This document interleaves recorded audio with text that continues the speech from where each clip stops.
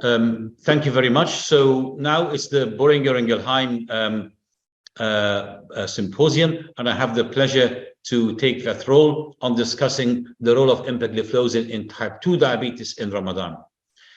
Here are my disclosures, and going through what we all know, I don't think anyone now does not know that SGLT2 inhibitors are with very strong evidence in people with cardiovascular or renal problems, specifically for the issues related to the heart failure and CKD. And consequently, all guidelines have put a hierarchy. If it's atherosclerotic problem, then perhaps it's a GLP-1. If it's a heart failure issue or renal problem, then the hierarchy is for the SGLT2 inhibitors. This was the guidelines a few years back in 2018. It hasn't changed very much, but obviously it included other SGLT2 inhibitors with evidence into this point. We know from the data of the EMPEREG trial that it can reduce so many of the very important cardiovascular parameters: 3-point MACE, cardiovascular death, all-cause mortality, and hospitalization for heart failure.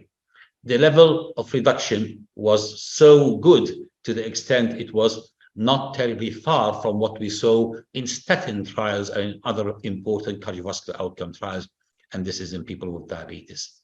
Of course, they have a very important role in those who are also in need for glycemic control, being an important class of drug that could be used at any stage of glycemic stage, whether the person is on insulin or early in the stages, can reduce weight, can reduce blood pressure, and rare to cause hypoglycemia. But there is a bit of concern of the maybe people living in hot, humid weather or people who are exposed to frequent fasting. And this very recent important study looked into the studies that included SGLT2 inhibitors in Asian type 2 diabetes. And their conclusion was that cumulative evidence have shown that SGLT2 inhibitors are well tolerated, even obviously in Asian population, and that the rates of adverse events was pretty low. An appropriate patient counseling regarding the selection of patients with type 2 diabetes obviously would be important, and people from Asian background can equally benefit from the study. So come to Ramadan. And the question really here is the safety of the SGLT2 inhibitors in Ramadan. And this issue was very well addressed by Dr. Al-Amin in the earlier session. The evidence has been accumulating gradually over the years.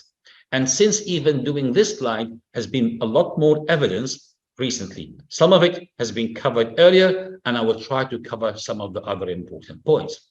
At the time of the publication of the guidelines, this is the evidence that we had. Data on DAPA, data on CANA, and data on the combination of both from various studies. I had the pleasure to be involved in some of them. Some other studies were done in other countries, but the overwhelming evidence that was low risk of hypoglycemia and no concerns, but obviously with good selection of people, specifically during time of volume depletion.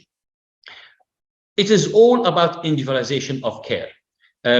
My colleague, Dr. Bashar Effendi, along with Salim and Jabbar and Dr. Ali Khalil, we looked into this point, and we felt that there is a lot more to consider in an individual with diabetes regarding the choice of therapy, whether issues related to Ramadan or to the disease or to the individual. And we have indeed looked into SGLT2 inhibitors for people on insulin treatment.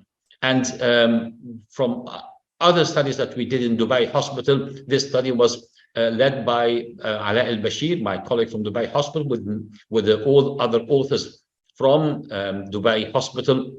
And what we found is that what we know, if you combine a drug with insulin, then the rates of hypoglycemia will be higher than if they are not on insulin. But apart from that, we did not see problems with DKA, thrombotic evidence, thrombotic events, or changes in serum creatinine that would be worrying, that would be clinically worrying. And of course, the rates of hypoglycemia were vastly related to the what other type of therapy in addition to the SGLT2 inhibitor in these studies. This is the study I was slightly alluding to, which was led also from all the team in our hospital, led by Al-Amin, and we looked here into subgroup on flash glucose monitoring who received education and dose adjustment, and we compared those who were with insulin and SGLT2 versus non-SGLT2. And the bottom line, there wasn't really much of a problem. It looks even that those who are on SGLT2 inhibitors, number of hypoglycemic events were numerically lower, although actually that group had higher rates of sulfonylurea. So here you have the combination of insulin and sulfonylurea, and the third agent was SGLT2 plus maybe other agents. But nevertheless, it was quite interesting to not see differences in rates of hypoglycemia. Creatinine did not change before Ramadan or after Ramadan. eGFR did not change very much, whether they were on SGLT2 or not on SGLT2 inhibitors. Marginal reduction in eGFR that clinically or statistically of no significance. So the hype is what I've mentioned, was related to obviously other factors, but SGLT2 was well tolerated for people on insulin. Important study that was done in Malaysia, where they looked specifically, they tried to look into ketonemia, whether the person with SGLT2 inhibitor would have a problem with their ketone levels, blood pressure, or renal function. And they went thoroughly to try to assess all of these measures in their study. And what they looked into and what they found is that the change in eGFR, the change in blood pressure were across the board, but it was not statistically or clinically enough to worry us. So the question really is about empagliflozin. How safe is empagliflozin, and how efficacious is it in Ramadan? A recent study that was done in Bangladesh and published last year, which looked into a group of patients from Bangladesh, equally matched between the two cohorts in all parameters.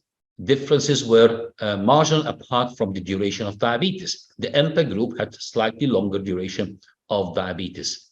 Good reduction in HbA1c for the group with empagliflozin in comparison to those who were not. And that was statistically significant. Obviously, also, there was good reduction in weight. Mind you, this is not a randomized controlled trial. This is a trial for those who are already on it. So it does look like those who are on empagliflozin and fasting, they are able to have better weight improvement and better HbA1c compared to others. And obviously, that also applied to the blood pressure. So interesting data. Hypoglycemia was not different between the two arms, so both were well tolerated. Volume depletion symptoms were numerically higher, but statistically, as you can see here, the p-value was 0.55, so not statistically significant. Changes in creatinine also were not different between the two arms or in eGFR, and neither clinically nor statistically of difference. Another similar study done in Pakistan, presented by Dr. Yaqub Ahmedani and Dr. Zanubia Yusuf, and equally they looked here into sulfonylurea arm of 58 patients versus empagliflozin arm. They were matching in all aspects, slightly different in duration of diabetes, but that was not statistically significant. Use of DP4 inhibitors in the sulfonylurea arm was higher. eGFR was better in the sulfonylurea arm, and perhaps that's why the SGLT2 inhibitor empagliflozin was used in the other group. HbA1c was not different, and fasting plasma glucose was not different. When you look into hypoglycemia, well, we know that sulfonylurea will cause more hypoglycemia compared to an SGL2. So that was clear in the study. Postural dizziness, one person in the EMPA arm versus 0. Dehydration symptoms was 3 patients versus 1. And the same for volume depletion, 3 patients versus 1. Hypotension, 1 person versus 0. Genitourinary infection was higher in the EMPA arm, 4 versus 0 in the sulfonylurea arm. When it comes to the improvement in HbA1c, in the sulfonylurea arm, there was a reduction of 0.26. The reduction in the empagliflozin arm was 0.5. That was statistically significant. It's roughly about double the reduction in HbA1c. Changes in EGFR were matchable. Here is the absolute difference is nearly 6, and here is the absolute difference is nearly 5, and that was statistically significant. And interestingly, is the difference was higher in the sulfonylurea arm. I don't think that these points are of major clinical importance, but the important point is that what you expect in an SGL2, that perhaps that this would be worse. The good news is it was not worse, it was better all the same. The last very important trial, which is just published this year, 2023, from the Malaysian authors. The last author is Dr. Zenari Hussain, a good friend and colleague and partner in this conference. And they looked into the same parameters, ketonemia, hypoglycemia, and in fact, and other parameters as well. And they recruited nearly 100 subjects. They were matched in all aspects of baseline. There was hardly any difference in baseline between the 2 groups. And they looked into, obviously, at baseline into the renal parameters as well. So it's very important that we look into the results. So from ketonemia point of view, the blood ketone levels were higher in the empagliflozin at baseline, and it was remained higher than the control, and that did not show any statistical significance. For the 4 subjects from the empagliflozin arm had blood ketone levels above 0.6 during Ramadan, but no subjects in the control arm exhibited such level of ketones, but they remained healthy. They did not have any admissions or any ketoacidosis. When you move to the hypoglycemia, there's no significant difference between the incidence of hypos in the EMPA arm and in the control arm, 19% versus 16%, and that was statistically not significant as well. So the summary of empagliflozin in Ramadan fasting, we have currently 3 clinical trials, 1 from Bangladesh, 1 from Pakistan, and 1 from Malaysia. The 3 of them are hot, humid countries. The 3 did not show problems related to hypoglycemia. Obviously, if you compare against sulfonylurea, then you will see a higher rate of hypoglycemia. All of these studies were in people were prescribed the SGL2 according to the license of the drug. The markers for thirst were higher. The markers for volume depletion were slightly higher in some of them. Weight loss was better. Glycemic control in some of these studies was better. There was no problems with adherence of fasting, and there was no problem for DKA or any major problems. Genitourinary infections in one of the studies was slightly higher, but not to the extent of concern. So that brings us to the recommendation again, what we should do. We should think seriously about SGL2 inhibitors because they are very important class of drugs. And in the well-selected person, they will do multiple jobs, controlling the glycemic level, as well as the added benefit of the cardiovascular and renal protection. These people who are on SGL2 inhibitors during Ramadan need to take plenty of fluids in the night fasting hours. And of course, they do not need dose adjustment because the risk of hypoglycemia is pretty rare. The level of evidence of these recommendations were level C for level 2, grade C level 2, and grade C level 3. So it would be difficult to recommend an SGLT2 inhibitors pretty close to Ramadan. Try to start it earlier. If you have to start, then consider asking your patient to take a low dose and have plenty of fluids, or indeed, perhaps they would do postpone their fasting if it was absolutely essential for their health to start an SGLT2 inhibitors.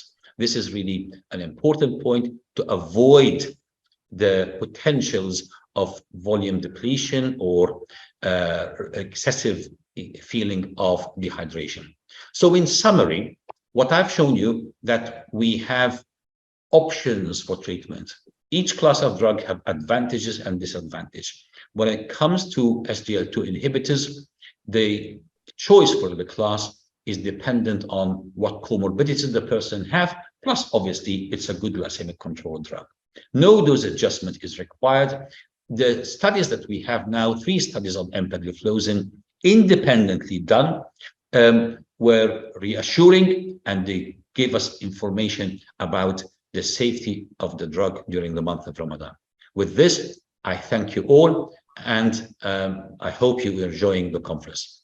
Thank you, and I hand over to my colleagues for the following session.